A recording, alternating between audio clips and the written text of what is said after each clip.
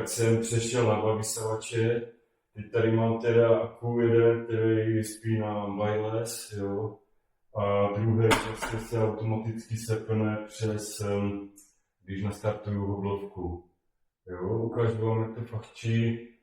Není to špatný, protože nechtělo se mi kupovat velký ten stojací odsávač pilin, jakoby, který je určený přímo na hoblovky, jo, protože to používám velice málo, tak si mi to zdálo jako zbytečná investice, je to taky obrovský, hodně, jo, takže jsem přešel na to takhle, takže vám ukážu, jak to fachčí, takže to jde, tady mám dub a protáhnu vám to tam a zpátky, jo, tak jdeme na věc.